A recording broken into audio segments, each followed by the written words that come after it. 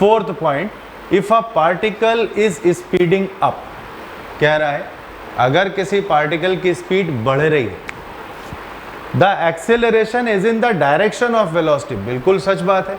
कह रहा है अगर किसी पार्टिकल की स्पीड बढ़ रही है तो जो एक्सेलरेशन होगा उसकी वेलोसिटी के सेम डायरेक्शन में होगा।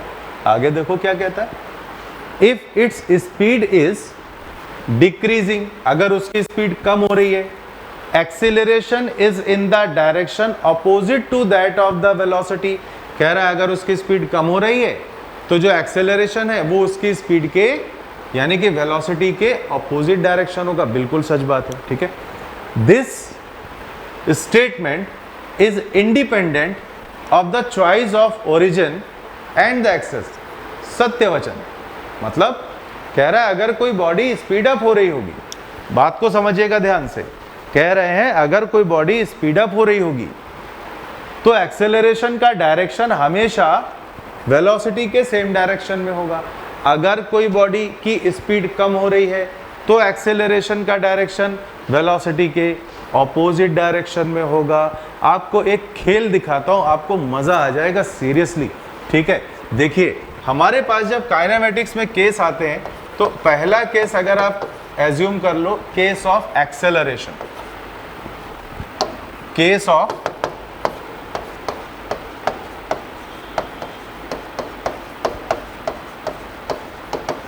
राइट बच्चों, केस ऑफ एक्सेलरेशन। तो इसमें आप क्या बोलते हो कि अगर कोई बॉडी मूव कर रही है, सपोज अगर कोई बॉडी मूव कर रही किसी v की स्पीड से, तो जो एक्सेलरेशन भी होगा वो सेम डायरेक्शन में होगा। आप तभी तो बोलोगे कि ये v बढ़ता जाएगा। दूसरा आता है, अच्छा एक बात यहाँ पे देखो, अगर मैं आपसे पूछता हूँ कि angle between the acceleration vector and the velocity vector, बच्चों कितना दिख रहा है तुमको? मैं रिपीट करूँ अपना सवाल, मैंने कहा angle between the acceleration vector and velocity vector, बच्चों कितना दिख रहा है यहाँ पे? आप कहोगे सर 0 डिग्री, है कि नहीं? 0 डिग्री, 0 डिग्री, ठीक है। तो मैं इधर लिखता हूँ, इधर मैं एक नोट लिखता हूँ और बहुत बढ़िया नोट है वो। क्या नोट है? कि angle between vector a and vector v is equal to, बचा कितना?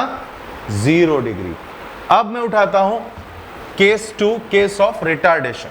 केस 2,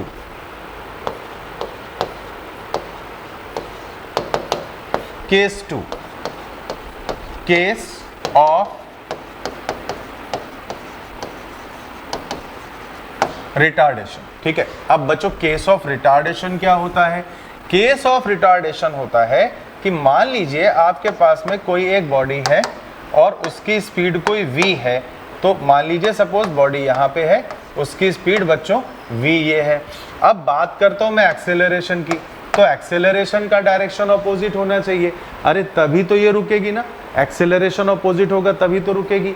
अच्छा ये दो अपोजिट वेक्टर बच्चों आपको दिख रहे हैं, ये दो अपोजिट वेक्टर दिख रहे हैं। यहाँ पे भी मैं क्या लिख सकता हूँ कि angle between the acceleration and velocity vector, यहाँ भी वेक्टर का साइन बना दे तो थोड़ा और इसकी खूबसूरती बढ़ जाएगी। तो मैं क्या बोलता हूँ, यहाँ भी the angle between the acceleration and velocity vector is कितना? 180 डिग्री, क्योंकि दोनों बच्चों कैसे हैं? ये अपोजिट हैं, दोनों अपोजिट हैं। तो क्या लिखोगे आप यहाँ पे लिखोगे angle between acceleration and velocity vector is 180 degree, ठीक। अब सवाल ये आता है कि सर आपने हमको ये अलग से लिख के क्यों दिए? क्वेश्चन इज दिस कि सर अलग से क्यों लिखे? अलग से बेटा इसलिए लिखे क्योंकि देखिए आपको कुछ सीखने को मिलेगा। हमारे पास में जो न्यूटन की इक्वेशन होती है, हमारे पास में जो न्यूटन की इक्वेशन होती है, अगर आप पहले केस में लगाओगे, थर्ड इक्वेशन की बेटा मैं बात कर रहा हूं, मैं थर्ड इक्वेशन की बात कर रहा हूं। आप यहां पे क्या लगाते हो? v square is equal to u square plus of twice of a s, लगाते हो कि नहीं? s is the displacement covered by the body. यहां पे लगाओगे v square is equal to u square minus of twice of a s, है ना। कभी सोचा है कि ये इक्वेशन कैसे बनी? बच्चों कभी सोचा है ये इक्वेशन कैसे बनी आपने? चलिए आपको मैं इसका एक रूट दिखाता हूं, इसकी जड़ दिखाता हूं कहां से आई, ठीक है। देखिएगा v स्क्वायर, बच्चों ध्यान देना, हम v स्क्वायर को क्या लिख सकते हैं? पहले तो मैं कुछ याद दिलाता हूं। जब आपने वेक्टर्स पढ़ा था इन वेक्टर एनालिसिस, इन vectors dot product analysis,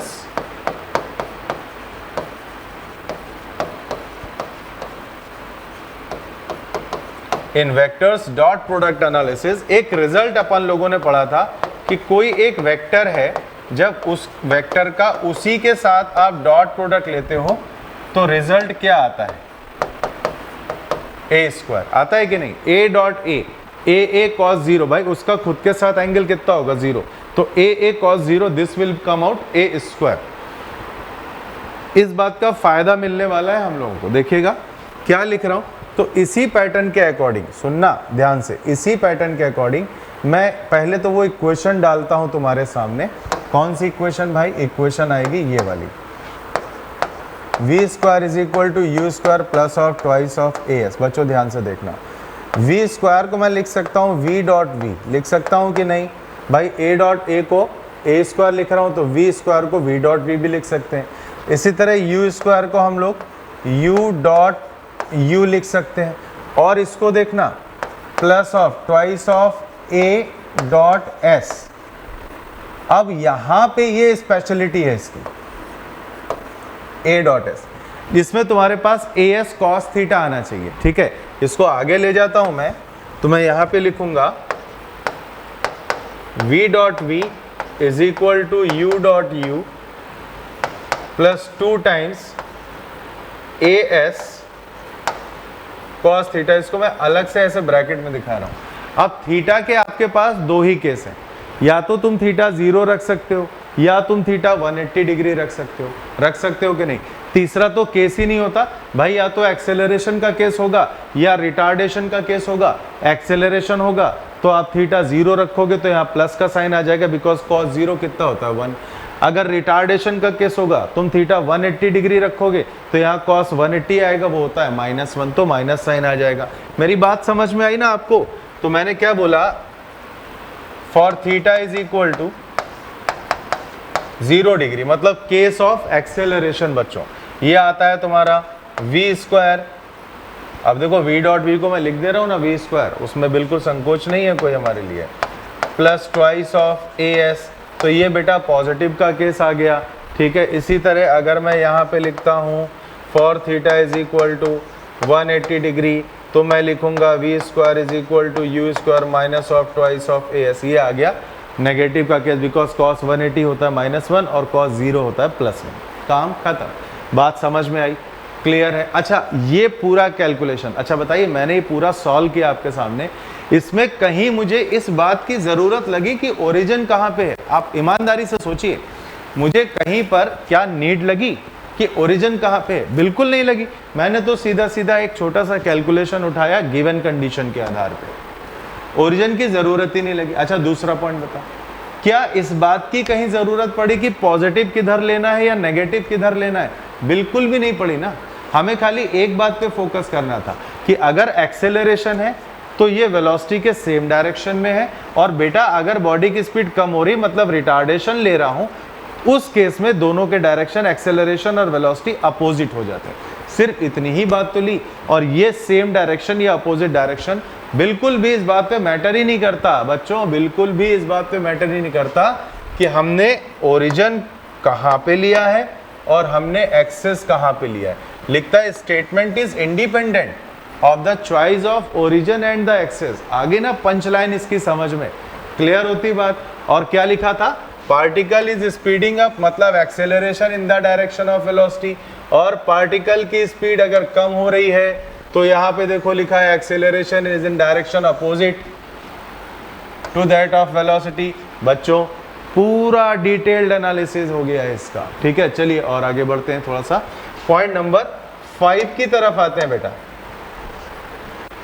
point number 5 क्या कहता है, the sign of acceleration does not tell us whether the particle's speed is increasing और डिक्रीजिंग। कह रहा है अकेला एक्सेलरेशन अगर आप लिख देते हो विद साइन, जैसे हम अपना साइन कन्वेंशन ले तो राइट डायरेक्शन में प्लस बोलते हैं, लेफ्ट डायरेक्शन में माइनस बोलते हैं, तो विद साइन अगर आप एक्सेलरेशन लिख दो, जैसे मैंने बोला कि एक्सेलरेशन की वैल्यू है +2 मीटर पर सेकेंड, ठीक। सुनना पहले मैं केवल इतने पॉइंट को बेटा हाईलाइट कर रहा हूं। The sign of acceleration does not tell us whether the particle's speed increasing और डिक्रीजिंग। अभी क्या किया मैंने, जरा यहां पे समझिएगा। सपोज एक मैंने सिर्फ एक्सेलरेशन लिखा और साइन कन्वेंशन क्या फॉलो कर रहा हूं, ये वाला पॉजिटिव और ये वाला नेगेटिव, ठीक है। अब मैं एक्सेलरेशन लिखता हूं, मैं लेट करता हूं, late acceleration is +2 metre per second square. अब देखिए acceleration is +2 metre per second का स्क्वायर हुआ, its direction is towards right, ये मैंने इधर बना भी दिया। अब क्या आप इसको देख के बता सकते हो कि बॉडी एक्सेलरेट हो रही है, रिटार्ड हो रही है? अरे कभी नहीं बता पाओगे, तब तक नहीं बता पाओगे जब तक तुम्हें बॉडी का वेलोसिटी का डायरेक्शन ना दिया हो। ठीक, बात समझ में आई? बात समझ में आई? क्यों? इसमें दो केसेस पॉसिबल है। अगर बॉडी, सुनना बेटा ध्यान से, अगर बॉडी राइट साइड जा रही है, ठीक है, तो ये एक्सेलरेट कर जाएगी, और अगर कोई बॉडी लेफ्ट के डायरेक्शन में आ रही है तो ये V डैश मैंने बोल दिया, तो ये रिटार्ड कर जाएगी। ये वाली बॉडी में क्या होगा, एक्सेलरेशन, क्योंकि सेम डायरेक्शन में है ए के साथ में, और ये वाले में क्या होगा, रिटार्डेशन, क्योंकि एक्सेलरेशन और वेलोसिटी के डायरेक्शन अलग अलग है। तो पहली लाइन का मतलब तो समझ गए कि अकेला एक्सेलरेशन का साइन आपको कभी नहीं बता पाएगा कि बॉडी एक्सेलरेट हो रही है, रिटार्डेड, आगे बढ़ते हैं। The sign of acceleration depends on the choice of positive direction of axes. क्या बात कही, कह रहा है कि ये जो साइन ऑफ एक्सेलरेशन आप ले रहे हो, ये चॉइस ऑफ एक्सेस पे डिपेंड है। आपको याद है मैंने एक्सेलरेशन का डायरेक्शन बनाने के पहले यहाँ एक्सेस पे पॉजिटिव दिखाया था थोड़ी देर पहले, क्योंकि जब तक मैं ये बताऊंगा नहीं कि पॉजिटिव मैं किधर ले रहा हूं, मैं इसको कैसे कोई साइन दे सकता हूं। बात मेरी समझ गए? तो पहले मैंने दिखाया कि मेरी चॉइस इधर है पॉजिटिव की, तब मैंने बोला पॉजिटिव। अगर मैं इधर नेगेटिव लेता तो इसी एरो को मैं नेगेटिव लिख देता। राइट बच्चों, समझ में आ रहा है? चलिए, तो कहता है the sign of acceleration depends on the choice of the positive direction of the axes. For example,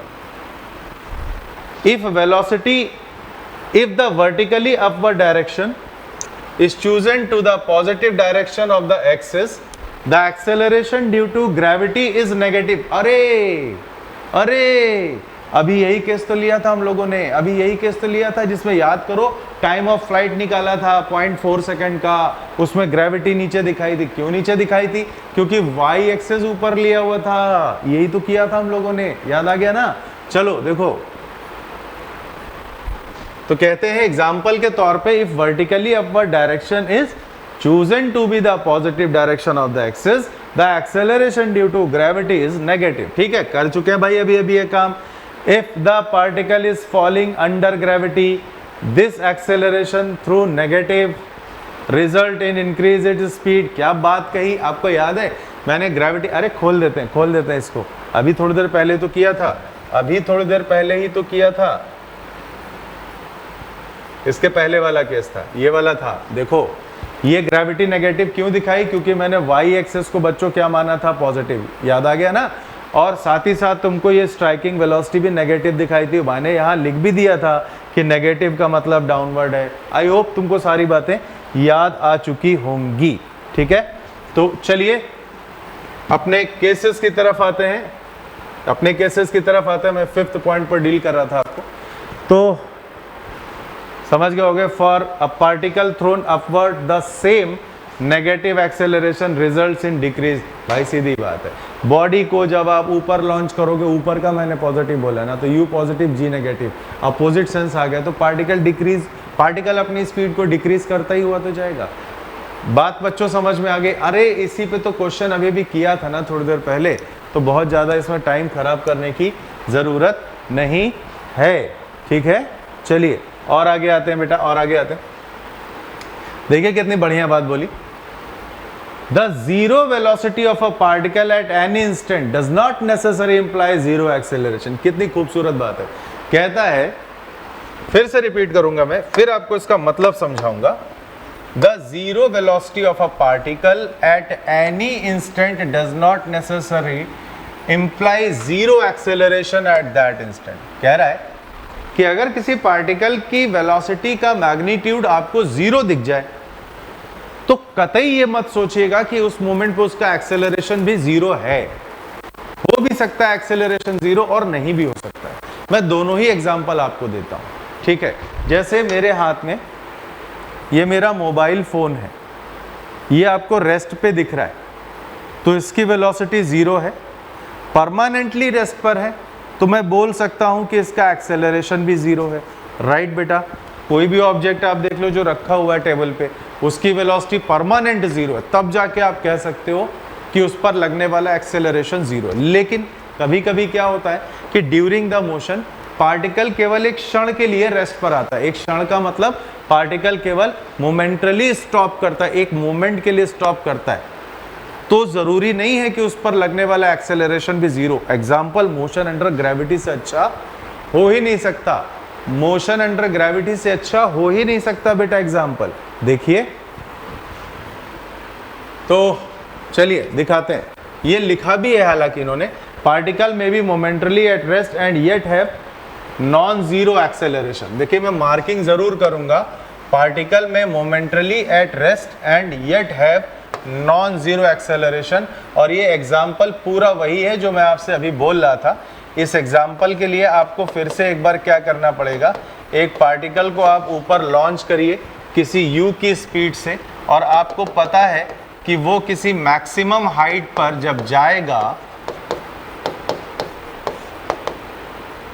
तो वो मोमेंटली स्टॉप कर जाएगा, है ना, वो मोमेंटली स्टॉप कर जाएगा। तो मैं बच्चों यहाँ पे बोलूँगा कि एक इंस्टेंट के लिए उसके पास स्पीड की वैल्यू या वेलोसिटी के मैग्नीट्यूड की वैल्यू बच्चों जीरो हो गई।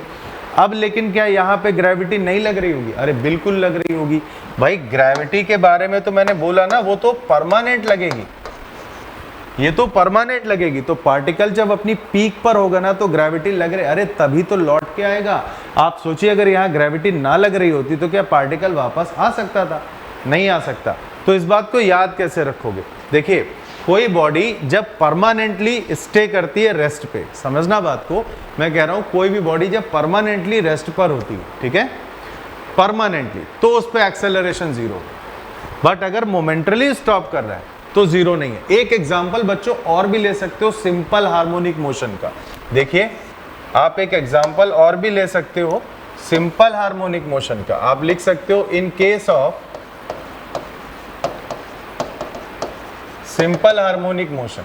बच्चों मैं कुछ इक्वेशन आपको नहीं देने वाला, लेकिन आपसे एक बात मैं जरूर कहूंगा कि अगर कोई बॉडी, मान लीजिए कोई स्प्रिंग ब्लॉक सिस्टम है, समझिएगा, मान लीजिए यहाँ पे कोई एक स्प्रिंग ब्लॉक सिस्टम है, यहाँ पे मैंने ब्लॉक बना दिया और ये हो गई मीन लोकेशन, ठीक है, ये मीन लोकेशन। इसको मैं थोड़ा सा कॉम्प्रेस करके छोड़ दूंगा अगर, तो ये right left right left right left ऐसे ऑसिलेट करता है, ठीक है ना, ऑसिलेट करता है कि नहीं करता है। तो इसका अगर आप एम्पलीट्यूड मार्क आउट करते हो, दिस इज सपोज प्लस ए और दिस इज सपोज माइनस ए, तो बेटा जब ये एम्पलीट्यूड पर होता है ना तो इसमें दो कंडीशन होती है, इसकी वेलोसिटी का मैग्नीट्यूड जीरो होता है और इसका एम्पलीट्यूड का मैग्नीट्यूड, सॉरी इसके एक्सेलरेशन का मैग्नीट्यूड मैक्सिमम होता है। तो मैं यहाँ लिख सकता हूँ इन केस ऑफ एसएचएम, मैं लिख ही दे रहा हूँ, at the location of amplitude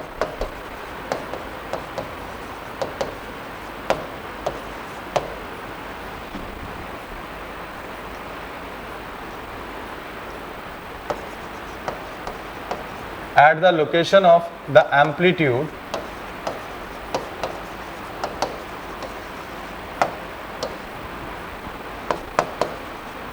the velocity is zero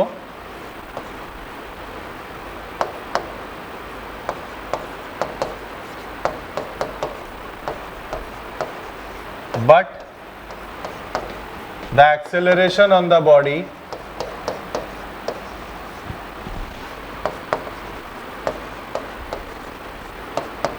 is maximum. समझ गए? तो ये मैंने आपको दो एग्जाम्पल बताए।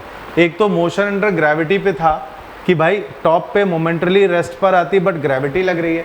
दूसरा मैंने सिंपल हार्मोनिक मोशन से बताया आपको कि अगर बॉडी एम्पलीट्यूड पर होती है तो ये रेस्ट पे ही होती है, लेकिन उस पर लगने वाला एक्सेलरेशन मैं मार्क जरूर करूंगा कि velocity is 0 but the acceleration on the body is maximum. Right बच्चों, चलिए 7th पॉइंट पर आते हैं।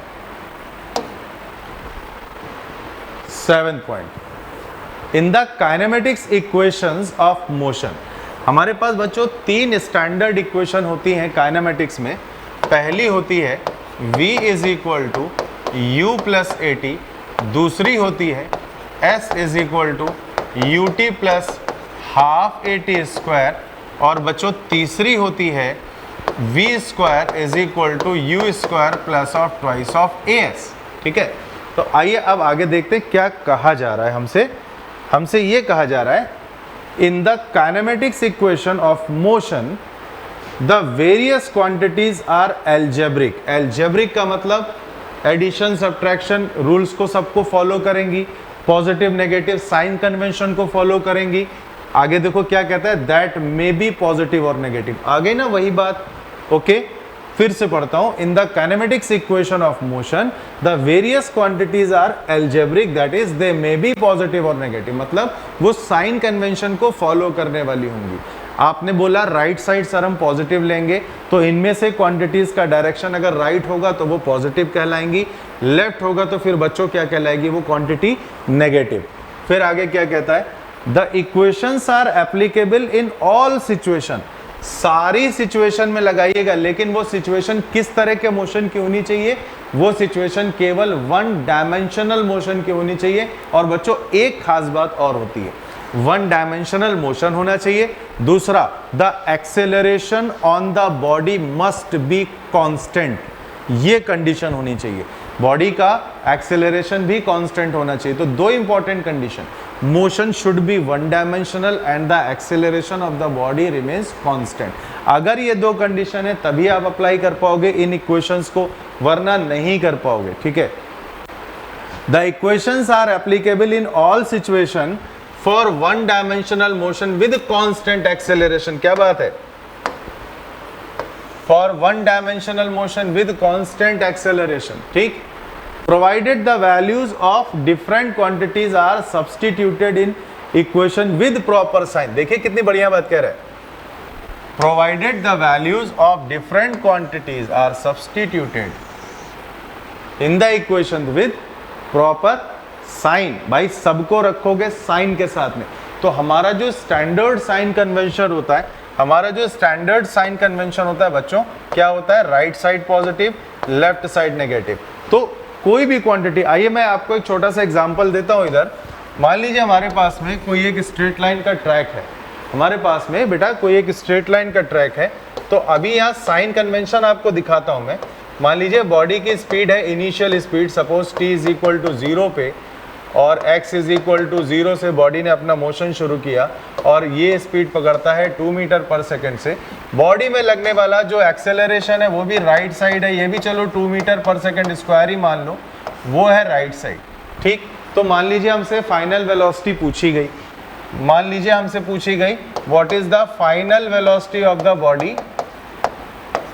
Eight t is equal to 10 second. ठीक है, what is the final velocity of the body at t is equal to 10 second. बच्चों first equation of motion आप apply कर दीजिए, आप लगाओगे by v is equal to u plus a t. बेटा sign convention देखना, v u लगाओगे +2 plus ये फॉर्मूले वाला एक्सेलरेशन इज +2, टाइम में प्लस माइनस कुछ होना नहीं है क्योंकि स्केलर होता है ये। आई होप आपको आंसर मिल गया है, this is 22 metre per second. और बेटा ध्यान दो यहाँ साइन नहीं है, चलो मैं लगाता हूँ अभी तो समझा रहा हूँ ना।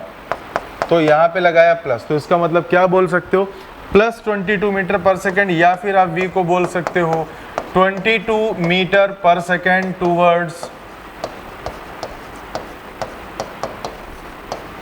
Right, 22 metre per second towards right. Sign convention की अहमियत समझ में आई। हालांकि इसके पहले भी जो मैंने ग्रेविटी वाला क्वेश्चन लगा के दिया था वो भी साइन कन्वेंशन को फॉलो करते हुए ही हम लोग चले थे। ठीक है, चलिए थोड़ा सा और आगे कहानी ले जाते हैं अपनी। बच्चों पॉइंट्स ये जो आपको दिए हैं, पॉइंट्स टू पॉन्डर जो आपको लिखा हुआ है, आप देख रहे हो एक एक स्टेटमेंट में कितनी कितनी बातें छिपी हुई हैं बच्चों। आप देख रहे हो ना, एक एक स्टैंडर्ड में कितनी कितनी बातें छिपी हुई हैं। ठीक है, चलिए एक लास्ट पॉइंट की तरफ आ जाते हैं।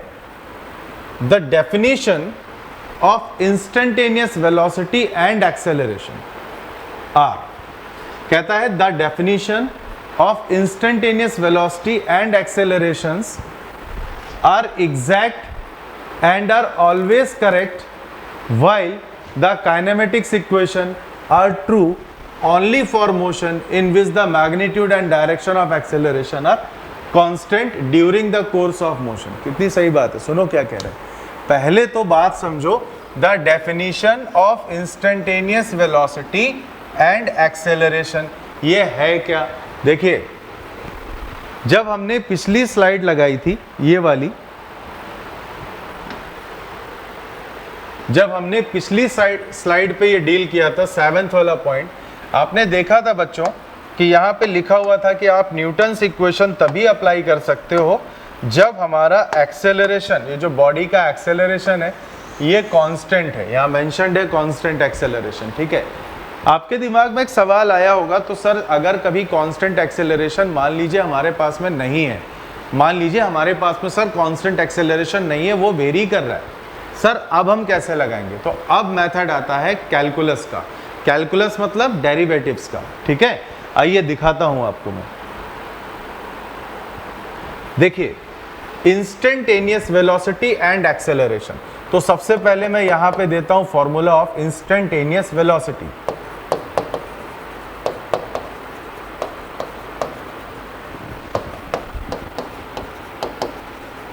Instantaneous velocity v, it is defined as dx upon dt। ठीक है, इसी तरह आपका आता है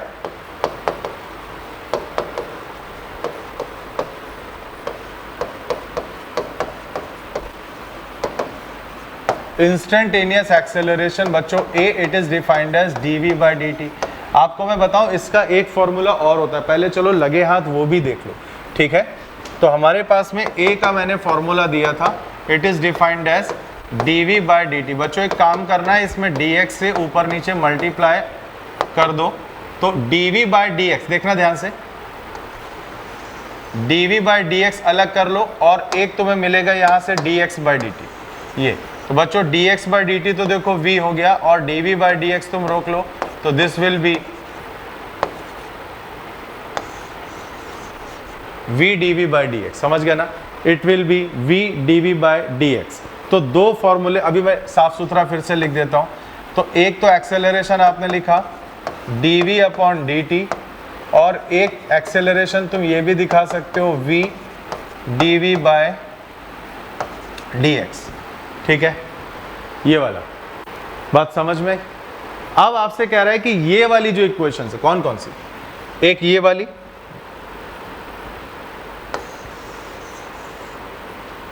एक ये वाली, या फिर एक ये वाली, ये तीनों, मतलब ये तो दो एक्सेलरेशन ही हो गए, इंस्टेंटेनियस एक्सेलरेशन, बट ये इंस्टेंटेनियस वेलोसिटी का मैग्नीट्यूड कह रहा है ये हर जगह वैलिड है, ईच एंड एवरीथिंग, ये हर जगह वैलिड है बेटा।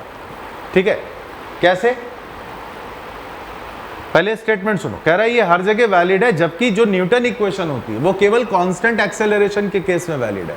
अब कैसे पे आता हूं। ठीक है, आपको स्टेटमेंट समझो पहले क्या कह रहा है। ये कह रहा, देखिए आपको बोल रहा है these are exact and always correct, हमेशा करेक्ट है, while the kinematics equation are true only for motion in which magnitude and direction of acceleration और constant, वो तो मैं पहले ही बोल चुका हूं।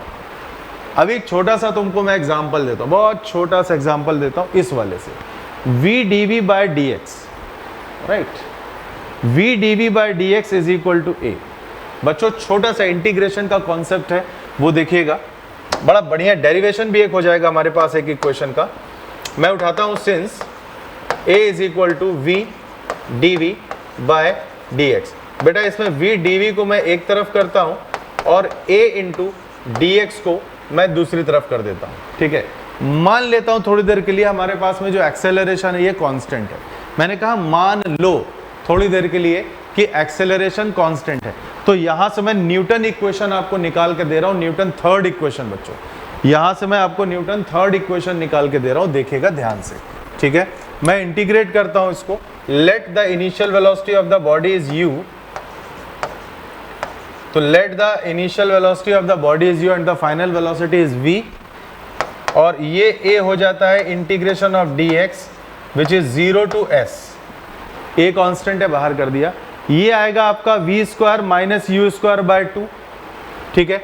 This quantity will come out v square minus u square by 2 and this is equal to a into s. बच्चों 2 उधर भेज दो, u दूसरी तरफ भेज दो, तो ये इक्वेशन क्या निकल के आती है, v square is equal to u square plus of twice of as। बच्चों देखा, छोटी सी वैलिडिटी आपको दिखाई है, ये तीनों हर जगह वैलिड है, एक्सेलरेशन चाहे कांस्टेंट हो चाहे ना हो, कांस्टेंट है, इन्हीं तीनों इक्वेशन की हेल्प से आप न्यूटन इक्वेशन डेवलप कर सकते हो। मेरी बात समझ में, कांस्टेंट है, इन्हीं तीनों की हेल्प से आप बेटा न्यूटन की इक्वेशन को डेवलप कर सकते हो। ये न्यूटन का थर्ड इक्वेशन आपको दिखता है। चलिए एक एग्जांपल और, a is equal to d v by d t उठाता हूँ। एक तो ये उठा लिया था ना मैंने, v d v by d x, ये वाला। अभी आपको d v by d t उठा के दिखाता हूँ। देखिए अभी मेरे पास में क्या है, let a is equal to d v by d T. बच्चों एक काम कर रहा हूँ, d v is equal to a d t लिख दो। अगेन मैं मानता हूँ लेट a इज कॉन्स्टेंट, आप दोनों तरफ इंटीग्रेशन करोगे तो this is from 0 to t and this is from u to v, तो this is v minus u a into t, बशर्ते इंटीग्रेशन आपको आना चाहिए। मैं क्लासेस ले रहा हूँ, कॉन्टैक्ट कर लीजिएगा ऑफिस में, आपको इंटीग्रेशन वगैरह के सारा मैं सिखा दूंगा, बस टाइमिंग उधर से ले लीजिएगा। तो v is equal to u plus a t, ये आपका बनेगा u इधर, ये पहचानो क्या है, this is Newton's first equation. बेटा पीछे वाली थी Newton's third equation, this is Newton's third equation, ठीक है ना। मैं 3 लिखा है, 3 क्या मैं थर्ड ही लिख देता हूँ ना, बुरा थोड़ी ना लगेगा। ये हो गई थर्ड इक्वेशन, इसके बाद ये मैंने पहली इक्वेशन डिजाइन कर दी। आप कहोगे सर सेकंड वाली भी डिराइव करके दे दो ना, तो हमारे पास बेटा ध्यान दो, जो ये वाला रिलेशन है ना, v is equal to D x upon D t, इससे निकल के आता है थर्ड, इससे निकल के आता है सेकंड वाला, x is equal to u t plus half a t square वाला, ठीक है। देख लीजिए लगे हाथ, वो भी इतना कर चुके हैं तो उसमें क्यों फिर बचे रह जाए। Since v is equal to D x upon D T, तो D X is equal to V D T. बच्चों एक काम कर रहा हूं, v की वैल्यू ये हम निकाल चुके हैं, तो हम dx को रख देंगे u plus a t times d t, ठीक है। तो dx हमारा हो जाएगा u d t plus a t d t, ठीक। आप इंटीग्रेट करिए, this is 0 to s, this is 0 to t, this is 0 to t। आप देखिए यहाँ पे क्या आएगा, this will come out s is equal to u t plus half, this is t square by 2, तो मैंने 2 एक साथ कर दिया बाहर, तो हाफ ए टी स्क्वायर। बच्चों this is Newton's second equation, this is Newton's first equation. और इसी के साथ हमारे आज के सारे पॉइंट्स टू पॉन्डर फिनिश होते हैं। मोशन अंडर स्ट्रेट लाइन के, मोशन अंडर स्ट्रेट लाइन के सारे पॉइंट्स टू पॉन्डर बच्चों फिनिश होते हैं। आई होप आपको आज का लेक्चर समझ में आया होगा, क्योंकि मैंने एक एक बात अपनी तरफ से पूरी कोशिश करी है कि आपको समझ में आए। ऐसे ही बच्चों आगे भी आपको वीडियोस मिलते रहेंगे। Okay, take care, good day.